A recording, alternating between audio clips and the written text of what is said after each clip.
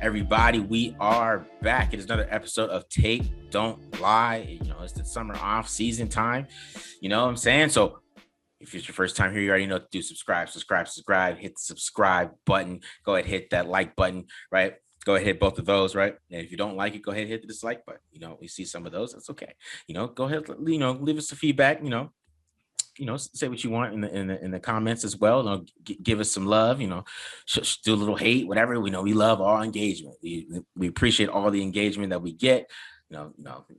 We're not going to get all sensitive about it, guys. We're okay. So we appreciate all the engagement. Just make sure you hit the subscribe button, hit the like button. You know what I mean? And then make sure you follow us on Twitter. You got at BD Williams 18 right there, and you got me at the Mark John NFL. So you make sure you guys follow us there and check us out on Twitter. Post clips there sometimes. You know what I'm saying? It's a little bit of a slower season, but we're working it out. We're working it out. Doing some more breakdowns for you. And today we got more concepts. We're doing more red zone. We got a little red zone focus today. We actually got a request from one of the comments. Appreciate that request for red zone. Right? Can we do a little red zone? Talk about a little red zone offense. BD said let me do a little red zone defense too. So that's what we're going to do today. We're going to be doing lots of red zone stuff. And you guys got any other concept requests that you guys want to see? You guys want to see us break down? Let us know. We can try to look it up. You know what I'm saying? I'm probably gonna do some deep passing concepts next week. So check that out for that. So we're gonna get into it today. So how you feeling, BD? How you feeling? Eric Fountain. Okay. That's the guy who requested this. So big shout out. We appreciate you, Eric. It was a great idea, and it helped us figure out, arrange our thoughts this off season. We got to scramble for things to watch and to figure out. So thank you, Eric, for throwing that our way. I'm feeling great, Raider Nation. I don't know if I did a thread on Nate Hobbs for Illinois corner, who the Raiders drafted. Yeah.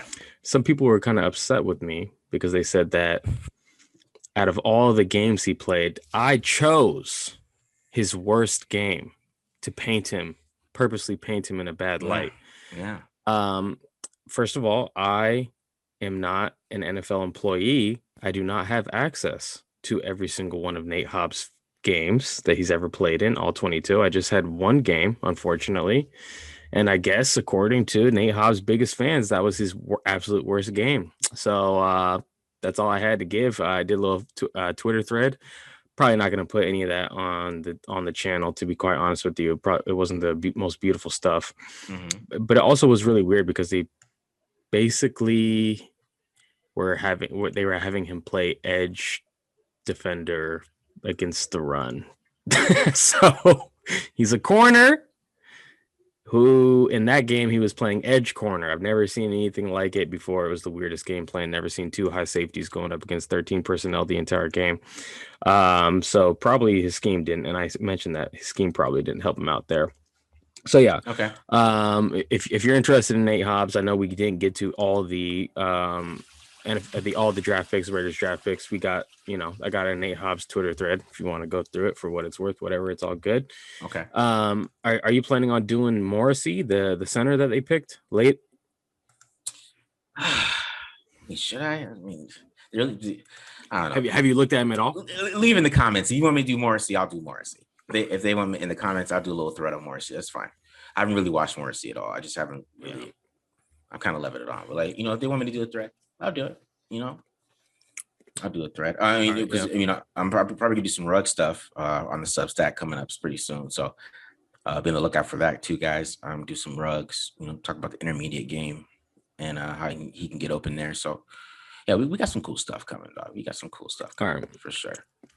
So today we're talking about the red zone. Uh-huh. Marcus and I are doing, I'm pretty sure, correct me if I'm wrong, Marcus, we're doing slightly different, I guess, the way that we're breaking things down or talking about things this time around.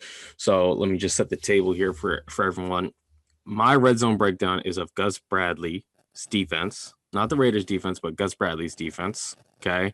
Right now I'm doing a deep dive, like all the way into Gus Bradley's defense.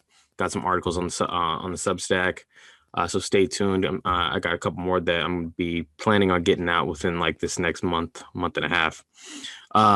So yeah, stay tuned for that. So right now, what I'm gonna do is I'm gonna show you all of the pass plays from that went against Gus Bradley's defense last year from the first 3 weeks of the season. And then the final 3 meaningful games of the season. And when I say meaningful games, Kansas City sat all their starters or most of their starters in week 17 against Gus Bradley. So I figured not really even worth watching that. Patrick Mahomes didn't even play. So it'll be not weeks 15, 16, 17. So you're not doing a Chad Henne Red Zone breakdown? I'm not going to talk about Chad Henne. Okay. Not going to talk about Chad Henne. I'll do weeks 14, 15, and 16 is what I'll be doing. Okay. All right. Okay. Yeah. So without further ado, let's get into it. Let's do it. All right. So week 1, they played rookie quarterback Joe Burrow. And in the beginning of the game, Joe Burrow kind of struggled fitting the ball down, especially, you kind of know not to throw down the middle of the field against cover 3. This is not a pass play, but I think this is kind of emblematic of some of the struggles that Gus Bradley's defense has against mobile quarterbacks. Okay, in 2020. So I decided to add that in there. Really weird play that ended up in an interception. So they won there, but then late in the game they figured out, that the proper way to attack Gus Bradley's defense is by putting the curl flat players in conflict and throwing to the flats. This is how you beat cover 3. So great job here. Safety, I think, busted that coverage. Either the safety or the middle linebacker or inside linebacker needed to get out there. And then, new Raider Casey Hayward getting beat on a dime of a throw right there. Now, Patrick Mahomes, okay, they played some too high defenses against him. And usually when they went too high against Patrick Mahomes tucked it and ran it, and he moved the sticks quite often in the red zone, really the entire game. This is, again, another blown coverage by that down safety over there, Rayshawn Jenkins. Was having a hard time figuring out what his assignment was going to be. And then, again, a mobile quarterback puts stress on zones, so, you got that little red zone cover 3 call right there. Again, Patrick Mahomes tucking it against too high defense. And then they caught him in their base personnel right here. And I think that might have contributed to a completion right there.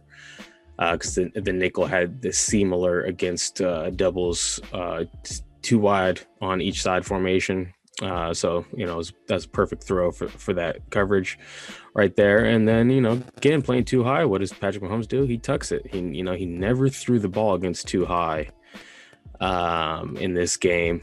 And they kicked a field goal and won it in overtime in week 2. Still held Patrick Mahomes to 23 points. And I think they did slightly better against Teddy Bridgewater week 3. Mixed it up, playing too high, cover 3, cover 1. A lot more single high, though, against Teddy Bridgewater. And I know that Teddy Bridgewater recently went on record saying that they never practiced 2-minute drill and situational offense. So might not be the best marker of success, but they did a great job of stopping these guys in the red zone. This is a fantastic play. Little wrinkle that they have, that safety at the top of the screen is going to come down and play man coverage on the back out of the backfield. Really cool call right there. So, Gus Bradley, he's not going to just call cover 3, although he is going to call a lot of cover 3, but he's also going to get into man coverages as well, especially on third downs. So that's something to definitely keep your eye out for, Raider Nation, when you're watching.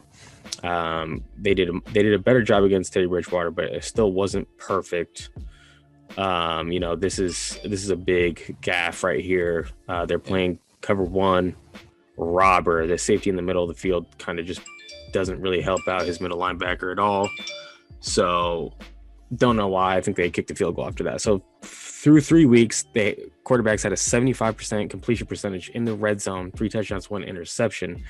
Only gave up 2.56 yards passing yards per attempt, but they also gave up even more rush yards to quarterbacks in the red zone than they even gave up pass yards. Okay, now here we go. Last 3 meaningful games of the season, going up against the Denver Broncos here. I mean, Drew Lock wasn't so hot down the stretch for the Broncos, so they got to do what they got to do to, stop this red zone attack, right?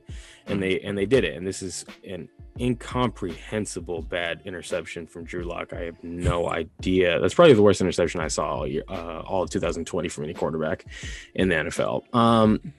And they played mostly cover 3 against Drew Lock. Again, did a really good job stopping him.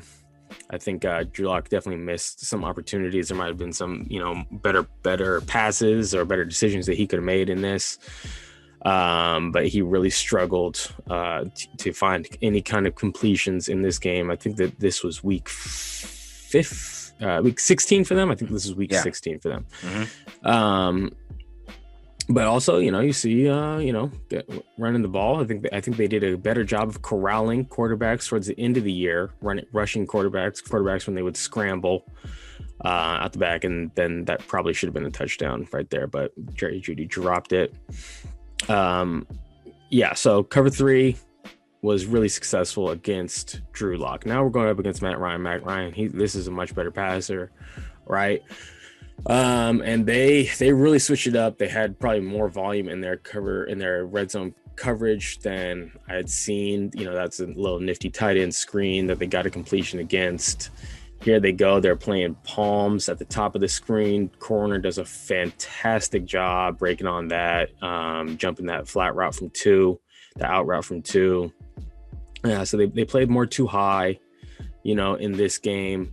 They're in these different fronts that I'm saying, if it says wide or if it says jet, this Tempe stunt, those things are going to be in the Substack article. You can learn more about those. And they really did a great job against Matt Ryan, I would say. I think the pass rush was helping them out. They mixed up their looks here. They're base 4-3 under. Guy had a great pass rush out there. I think they drew a holding call on that play. And then this is an absolute sick interception out of dime linebacker right there. The dime defensive back goes in there, jumps it on cover 3 buzz, cover 3 bandit, whatever you want to call it. And then the Raiders game, Marcus Mariota was in, and the Raiders ran it a lot in the red zone, right? That was a pass interference that Casey Hayward gave up. And I just had to throw a little Raiders highlight in here, even though that's not a pass play. And,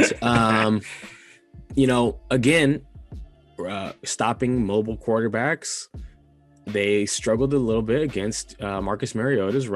We all know he ran the ball really well against the Chargers, picked up some yards there. This is a fourth down, fantastic play call, buying time, against the only blitz that I saw in the red zone from the first 3 weeks of the last 3 meaningful games. But they did do a little bit of a better job, latching onto receivers, sticking with them, even when the quarterback was scrambling, so that he couldn't complete these passes down the field. Marcus Mariota did have a little rushing touchdown right there, leaving it all on the line. Fantastic effort, play right there. This is, I think, a little bit of a different look. Usually the strong safety and nickel aren't on the same side, and Gus Bradley's defense. And, I don't know if that's what contributed to an errant pass there from Marcus Mariota, but again, third week in a row with a red zone interception going up against the Raiders, kind of ending their playoff hopes, I would say, that one play. That's about it. It's about all I got. I'm just going to let the tape do the talking this time around. I think there's one more play. I'll let it rock. But you're to torture him with this, huh? You're torturing him, bro. This is messed up. You messed up, bro. Yeah, that one right there. And he called Spider Y2 Banana the whole game. God, we're expecting something else, right? I don't know, but like he just called us so much in that Chargers game. Like that the one play that you showed where like he hit Waller, that's Spider White T Banana too. God, he just called us so much. But he escaped. Yeah, he had to like escaped move. But that was such a clutch fourth down. That's such a clutch fourth down. They also, I think a couple things, if we're just talking about the Raiders specifically against Gus Bradley's defense last year, correct me if I'm wrong, but their game plan from when Derek Carr was there versus when Marcus Mariota was there, obviously like a lot less volume, what Marcus Mariota was being asked to do. Like he's running through spotted through a banana like a bunch, like I guess that's one of the concepts that Jon Gruden felt really comfortable about Marcus Mariota running. Yeah. But I think that it was actually interesting to watch. Jon Gruden definitely calls like much different concepts and attacks them differently than most teams attack them. So I thought that was kind of interesting going through the tape there. Okay. And then one thing before I kick it off to you, if you have any reactions, they actually played cover 2 man against Matt Ryan, and that was the first time I have come across Gus Bradley's defenses playing 2 man cover 5. I called it 5 slice in the breakdown. It's a variation of 2 man where instead of the underneath defenders getting into a trail technique and then the safety pedaling over the top, the underneath defenders will get on the upfield shoulder, play man from like the top down, and then the safety, instead of pedaling over the top, he's going to jump any shallow routes. So that's just a variation in the cover 5 family. Probably a little different than what is usually seen, but I was surprised to see that because usually they don't run 2 man. So I thought that was pretty cool that I uncovered that one. Okay. Any reactions or anything like that? I mean, they did. I gotta add this in. I'll add it in afterwards. Hold on. Basically, the difference, though. Okay, the difference is that the Raiders completed. Oh, I'm sorry, not the Raiders. Gus Bradley's defenses held opponents, okay, to 29.4% completion percentage in their last 3 meaningful games.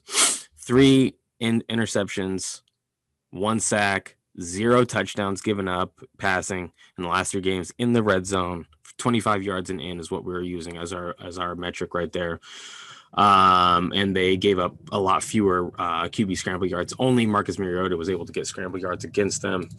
So, it's really a huge, huge improvement, right? From the first 3 weeks of the season to the last 3 meaningful games of the season. Yeah. Obviously, they didn't play Patrick Mahomes in the last, 3 meaningful games that they played, but that has something to do with it. But they did play Matt Ryan, they did play, even Marcus Mariota, who was having some success in the middle of the field, but couldn't find that success in the red zone. Mm-hmm. Yeah. I thought it was interesting because you threw the numbers, and I think at the beginning of the season that you showed, I think they did play a little bit of better quarterbacks too. I know Joe Burrow. I was gonna make a Joe Burrow joke because you're like, damn, that's a dime, and I was like, yeah, because it's 10-yard throw. But sorry guys.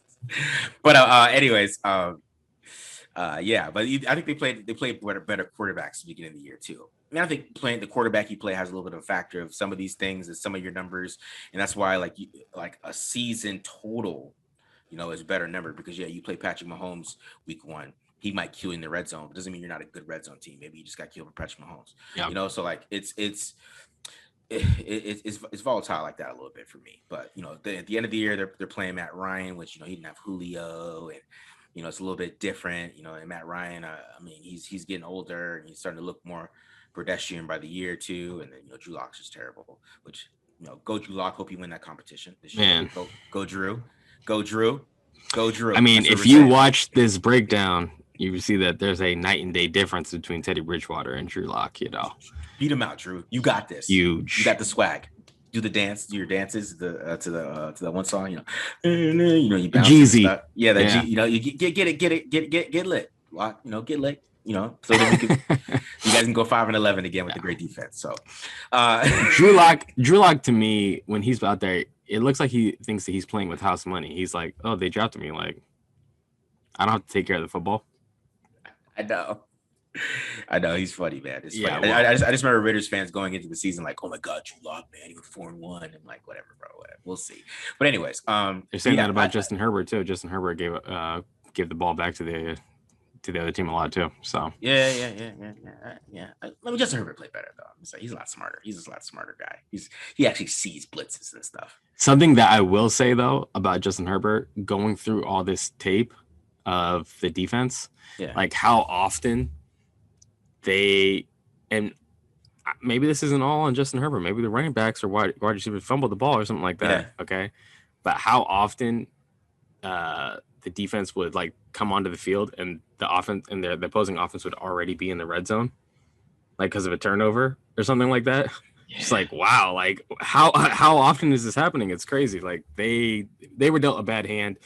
I know a lot of people were like, oh, Gus Bradley, you know, look at the record, look at the red zone or the comebacks other teams had on them and stuff like that. But it's just like so many of these games are just like 3, 4, or 5 possessions already in, you know, field goal range that they're starting the field, like getting on the field with these guys. So it's just like, oh my gosh, how are they supposed to do, you know, win games like that? You know, like the Raiders had one against the Falcons where it was like the defense was like actually playing okay, surprisingly. Mm-hmm.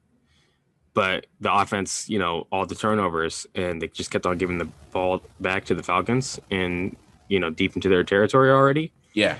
That was like 4 or 5 games for Gus Bradley's defense this year. So some of that's on Justin Herbert. I'm sure he'll get it cleaned up, but hopefully not too soon. Yeah. I think Herbert too. I mean, end up being an AFC West quarterback talk, but I think with Herbert, what's interesting about him is that he was better under pressure than he was from a clean pocket, which I think is super odd. And being good under pressure is super volatile. Like, you know, I'm talking about the word volatile is the word of the week. But it's like a stat that is just like doesn't stay with you. Like you aren't always good under pressure every single year. And like one year you're awesome under pressure, the next year you're really bad. It's like it really doesn't determine anything. Like Deshaun Watson was like had a 90 rating in 2018, and in 2019 he went down to 76. So it's like, so that's what's more interesting about me with Herbert. Now they got this great line, and he has a lot of mechanical problems. Like he's a heel clicker. So what that means, guys, is that when he goes back to his drops, when his feet come together, he clicks his heels.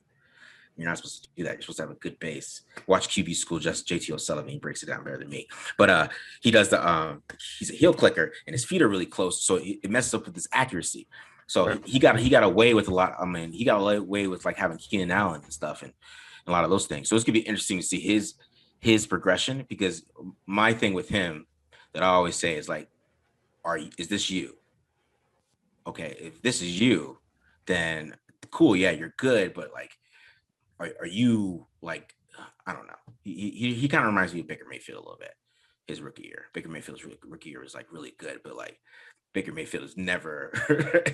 Baker Mayfield still plays like that. He probably never played as good as his rookie year after that, honestly. You know, he hasn't. But it's not that he hasn't played better. It's that the NFL has caught up to him and they know how to play him. So, but he's still playing the same. He can't beat it. But that's what is Herbert going to be able to beat the NFL being used to how to play him and how to stop him? Right. You know, because he's not going to be playing Paul Gunther's defense every week, bro. So, thankfully, anyways, that was a different. Unless he plays against the Vikings this year, I don't know. If they're out of schedule. If they're out of the schedule, no Vikings. I saw a video of a Vikings draft pick, and he was working out, and I was like, wait, who's that coach that he's working with? It was Paul Gunther, and I was like, yikes. I'm sure he's a good guy. Yeah, great guy. I'm sure he's a good guy. Great guy. Paulie G. All right. So that's it. You know, went through the breakdown.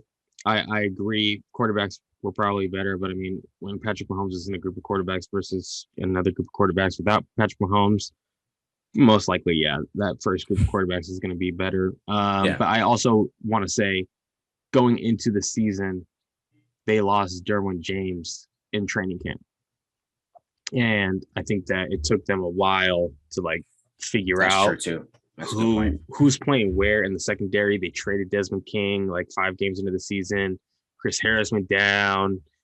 They were, like who's playing what safety spot. Rayshon Jenkins played both throughout the season. So I feel like by the time they got to the end of the season, they kind of like were able to like, get into like triage mode and figure out who their actual starting 5 DBs were.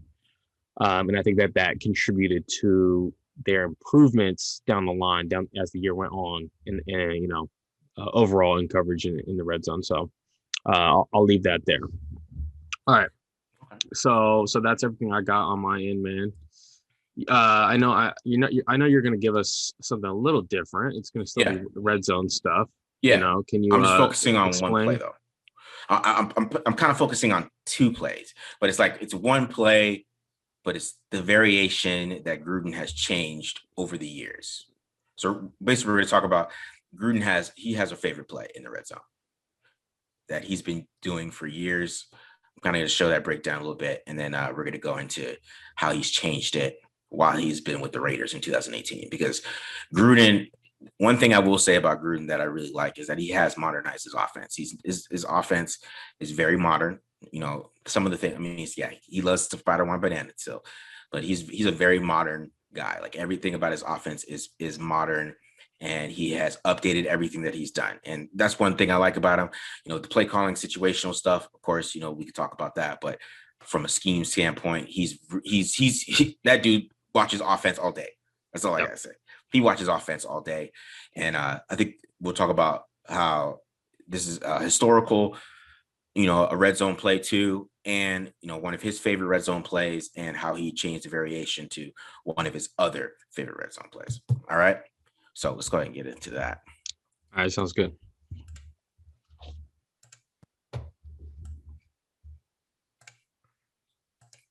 All right. So we're going to be talking about the spot concept, spot, and then like high, low concepts, right? Which is a variation. High, low concepts. I mean, it's point blank, high, low. And then of course the spot concept is what you got right here. So you got the curl from the outside receiver, the inside receiver runs the 7 corner route. And then of course you got the flat, right? And then, that's how they read it, right? If he's got the curl, which is usually number 1 here, you want to check the curl. That's where you want for the easy end zone touchdown. And then if you don't got the curl, you can hit over the top for the 7. And that's really it. And then you can also hit the flat for the spot, right? So this is from Matt Bowen's, breakdown of how he got prepared for Jon Gruden's offense. You see high red zone tendencies here. You got high, low, and you got spot. And this is from 2006, I think, 2006. But we're going to go and show the variation of spot that he changed. So what he changed in the spot here against the Steelers, and this is a play against Derek Carrier, is just you see that he added a little juke route to it, right? Instead of the typical curl. So we got the juke route with the corner, right? So you see kind of juke route. Then you see the opening against man coverage. And this is an awesome play against man coverage, right? And you already see the opening right to Derek Carrier. Right back to the spot where the spot concept usually goes. So that's what it is. It's basically like a jerk route, like a fake out that comes right back to the spot where usually the spot concept comes. It's actually a great updated variation of the spot concept. That's why I really liked it. Even though I'm not really a fan of this play. We'll talk about that later though. All right. Anyways, we'll go back to here. You see it with a little bit of motion. Now we got the little bit of the change in the spot concept with some motion. And to break down, Hunter Renfrow runs this route really well. He does his return route. You've seen it against the Broncos. He had a couple big plays on return routes. He does this really well. Like, look at that, just great movement. Not too many steps coming back, and he's really quick coming back to that spot. So Hunter Renfrow does really well on that. I kind of went after him a little bit last week. Show him some love this week. But here's the change where he changed it into a high-low concept. So now you see the post added to it. This is from 2020. So you see the post added to the jerk routes you'll see from Aguilar and Renfrow right here, right? So then you see Carr kind of goes to the update and changes it into a high-low concept, right? Because then you got a high, you got a low with the jerk routes, and you got a high with the post route, right? So, and that's touchdown, right? So that's just really what the spot concept, and Jon Gruden loves this play on third down.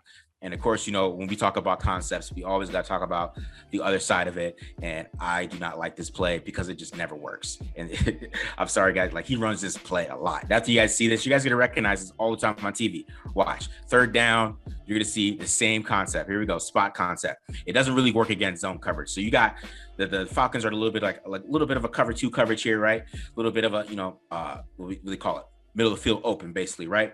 So you got the 2 jerk routes. You got Witten, who's might come open off the top right, but this linebacker or the safety right there is about to jump it where Carr wanted to go. The play breaks down because of the pressure. Carr has to roll out, check it down. He can't get to Witten because of the pressure, right? But we'll show a different play that kind of the same thing happens, right? This is zone coverage again. This is the Lions playing zone coverage. You got the 2x2, same exact concept, but this time Derek Carr has time, right? We got time right there, right? You see Andre James getting thrown to the ground too, right? But then you get you got hey, you see that he's looking at Derek Carrier right there, right? But then he comes back. Well, the difference between on this play and what happened before, you got a savvy play from Foster Moreau right here, right? He went behind the zone. All right, and they call that the dodge concept. But he's probably ran that at LSU with the jerk route. And sometimes when the safety comes over the top, comes right where you're going, you want to go over the top of the safety, and that was a great play by him. And now you see it out of the 5 wide, but it's still 2x2, right? Still 2x2 out of an empty set, right? But then now you see the corner has inside leverage, so Carr has no chance right there, right? And then with the high low with the post, it's not there. He has to roll out, nothing there for him. Like, I'm telling you, this happens all the time, guys. Like, Carr is like in trouble every time they run this play. Like, once again, nothing. A Carr has to make a play, and he's running, he's diving in the end zone, but the play call doesn't work, right? The play call is not there. It's so frustrating every time I watch this and I chart this play. I get frustrated. And then then he wants to run it in a 2-point situation to go 8-8. Nope, you're 7-9. Thanks, Shelby. So it's like I like the vision of this play design. I like the vision. I like what he's done with it. I could see what he's trying to do. Like, yeah, I've been running the spot concept for years. But let me change it up, because he hasn't ran a true spot concept. Like, he hasn't ran a true spot concept. And obviously you see from the Matt Bowen breakdown, that was a big play for him. Like, it's a red zone tendency that he had back in Tampa Bay, and probably when he was with the Raiders, in his early years. I mean, spot concept is typical West Coast offense play. Tom Brady runs spot concept all the time with Josh McDaniel. And that was Peyton Manning running it. That I showed in the graphic.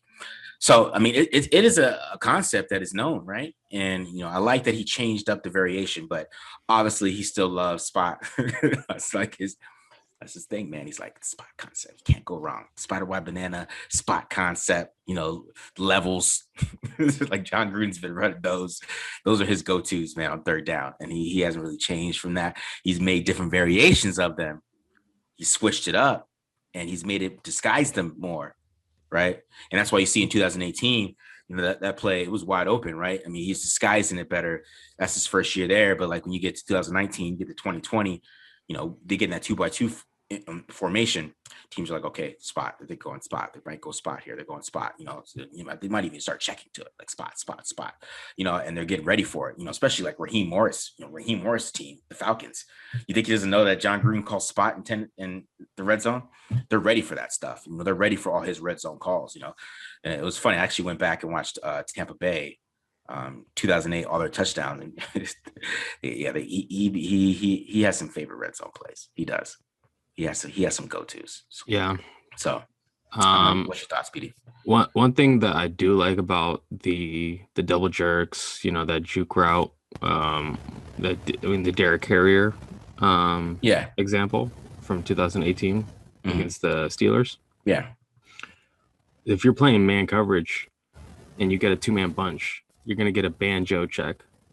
Most teams. Yeah. Most teams who aren't Paul Gunther coached.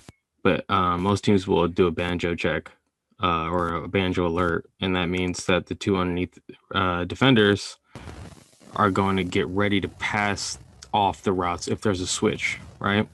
Yeah. And the initial outside release and then out break from whoever's running that juke route.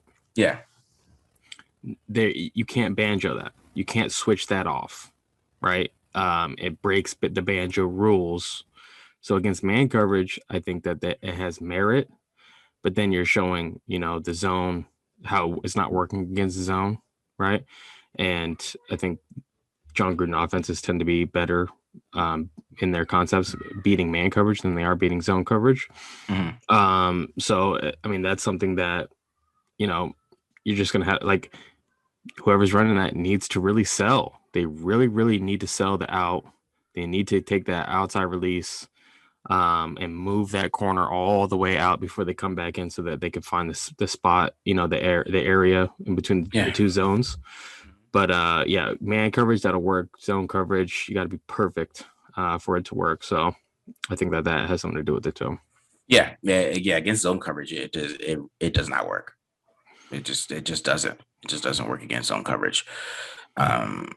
He added a Y post, kind of a variation to that play too, where they just go straight Y post on there, a little skinny post type of thing. But he loves high lows too in the red zone. So it's more about him being more creative and finding ways to be creative down there. I mean, obviously, the league kind of has an idea of what he likes to do in the red zone.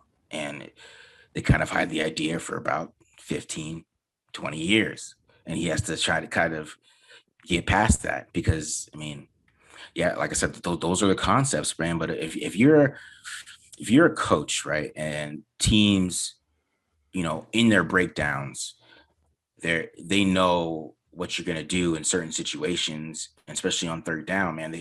I mean, that's why I wanted to show that. I wish I would have showed it longer. Is, teams, they get ready for that stuff. I mean, that's how, that third down tendencies, right? So they're guessing. So even if you lined up in 2x2, right, they're guessing a couple of things that you could do from that formation. So that's why you got to switch it up. I mean, instead of going to the jerk route, man, change it to a whip route. I don't know. Like you have to. I mean, he might. He does that at the beginning of the year. He always has some new things, and he'll change some things to it. Just like that post that he didn't add the post until 2019. So 2018, it was a usual spot with the corner. And 2019, he added the post to it. So like he'll add something. It just, we'll see. All right. Yeah.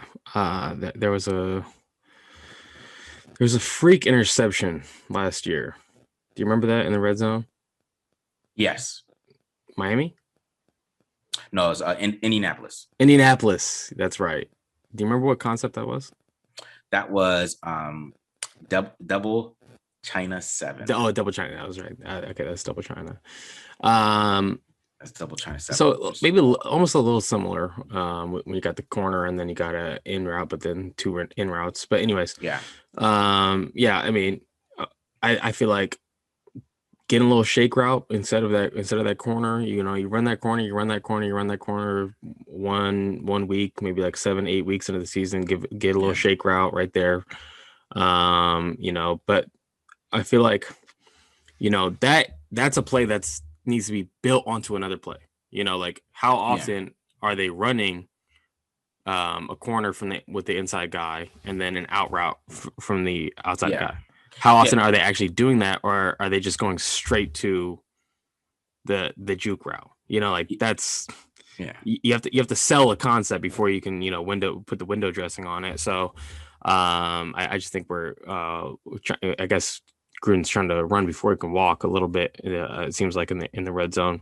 So I wholeheartedly agree with you. Got to see more creativity. And just packaging concepts together so that defenders can't key in on what's going to happen. Yeah, because even his double China 7, it's not the usual double China 7 because like the guys who don't run the corner route on the 3x1, right? The inside wide receiver runs the corner route. Right. You run whip routes. They don't run in routes. They run whip routes. right? Okay, right. Which just means they go in and they go out. So I mean, I don't know. That's why I think he could do that. But then that's a different play though. I mean, that's what they call it. It's double smash 7 or whatever you want to call it, because it's a smash concept with double, whatever. So, I mean, because I mean, some people might even call that a smash too. They might call that smash because it's a corner route and he's coming. I mean, yeah, high low with the corner is smash. It doesn't really matter what the underneath receiver's doing. If they're running in, out, whatever, stop route, it's smash concept or a China smash, concept. yeah. I mean, that's generally China is like a really old term for that. But yeah, again, more variations off of it, packaging those things together and giving these guys in the red zone a lot to think about instead of like, oh, this formation, we're probably going to get this concept, and then once they start running it, it's like, okay, this is definitely coming, just things need to be built off each other, whatever it is. If it's a shake route from that corner, converting that corner into a shake route, if it's, whatever it is. So that was a great breakdown. I really like this, this format that you're doing for us, last couple weeks, man. I need to up my game.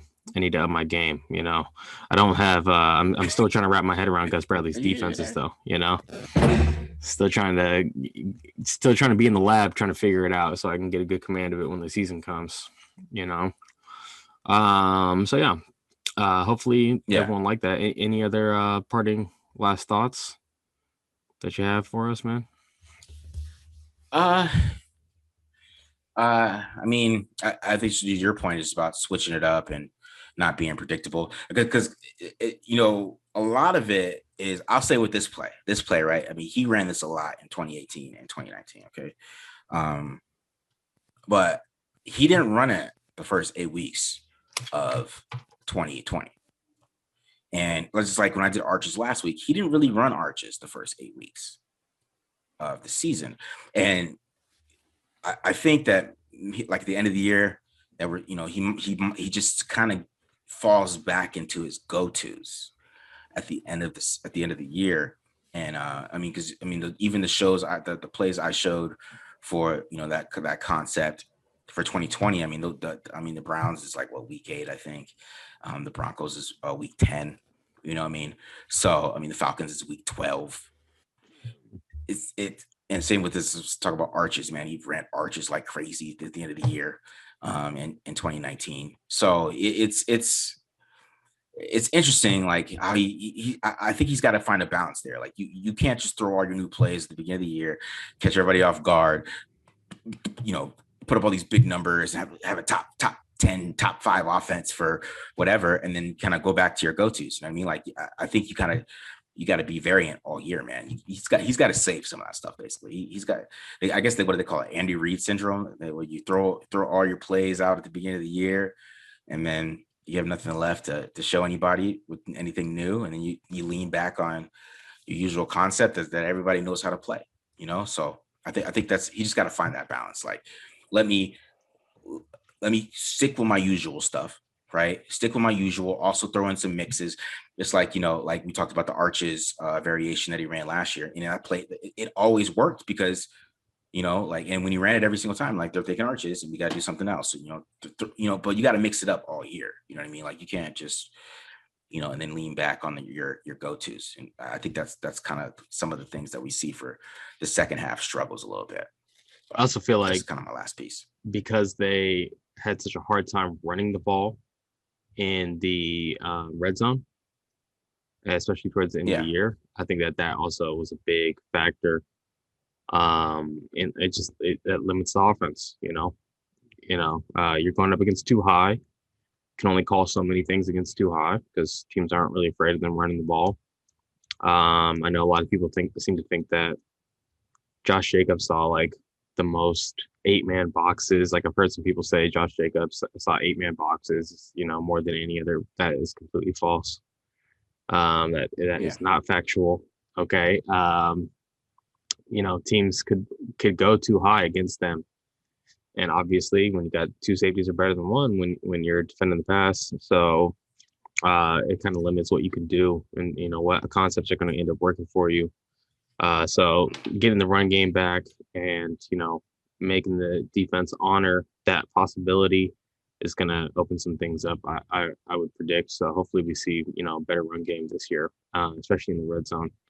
To combat some of that. Yeah, for sure, man. Yeah, running the ball in the red zone is the key. That's their problem in the red zone is running the ball, but because they lean on it so much, and then it's 3rd and 5, and then field goal time. So, yeah, exactly. Well, yeah. All right, guys, we appreciate you tuning in as always. There's a lot of things going on sports wise. You got basketball playoffs right now. Baseball, some things popping off in baseball. It seems like it's an exciting year so far in that sport. So the fact that you're tuning in and getting your Raiders fix in the off season means a lot to us. So it helps us, keep on going and churning out this content. We appreciate you guys, each and every one of you guys who tunes in and leaves comments. Make sure you do follow us on Twitter at the Mark John NFL. He's over there with brilliant conceptual breakdowns of Jon Gruden's offense, everything you need to know. The guy has almost photographic memory. I'm like, hey, remember this play? And he's like, yeah, that was this concept. Okay, come on. You watch every single player rewind every 5 times. Give Marcus Johnson a follow. Also follow myself on Twitter at BD Williams 18. Make sure you subscribe to our Substack. We're getting some content out there. I just dropped an article about Gus Bradley's fronts that he uses. So make sure you open that up. So yeah, that's it, guys. Spread the nation. We appreciate you guys as always. Be cool. Later. Peace.